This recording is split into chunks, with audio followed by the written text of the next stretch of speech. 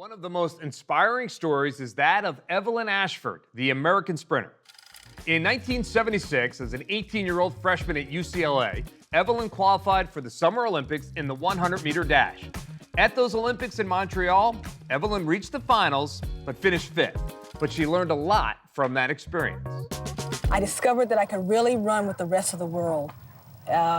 And I discovered that I wanted to be a winner, not just dreaming about it. As she prepared for the next Olympics, Evelyn proved to be among the world's best as she defeated the world record holders head-to-head in both the 100 and 200-meter events. 1980 was going to be my year to get the Olympic gold medal. And I knew that I was ready because I'd run against the East Germans.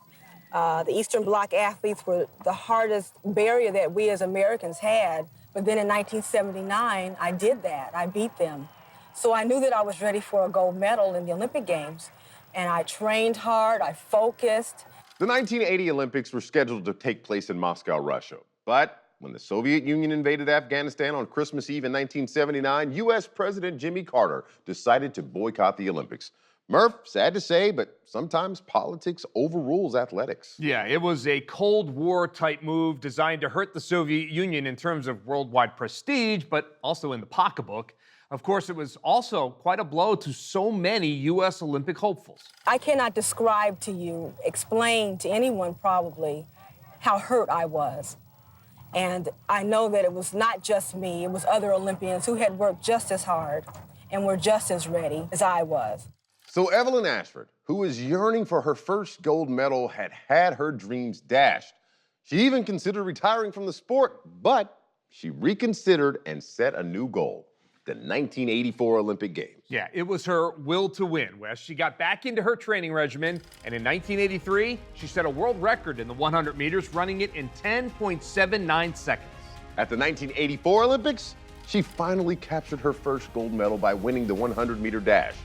Then, she won a second gold medal by anchoring the 4x100-meter relay.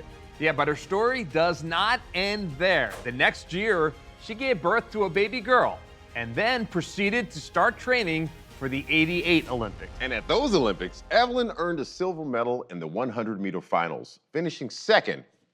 If you're going to finish second to somebody, you got to finish second to this person. Florence Griffith Joyner. Yeah, but she did earn a gold in the 4x100-meter relay, again running the anchor leg. At this time, she was 31 years old, the grande dame of racing. She'd been competing on the world stage for 12 years. She had 3 gold medals and now a small child in tow.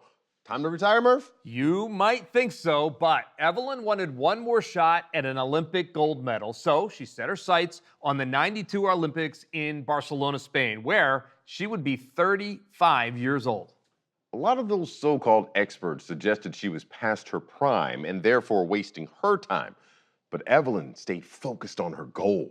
I don't listen to the critics, I don't read the papers, I don't listen to the news. I just try and have my own agenda, set my own plan, and then try and execute it. That's the way I work. And once again, she qualified for her 4th Olympics, actually her 5th if you count the 1980 games. And at those games, Evelyn failed to qualify for the 100-meter finals, but she did compete in the 4x100-meter relay and won her 4th gold medal. And in so doing, she became the oldest American woman to win an Olympic gold medal in track.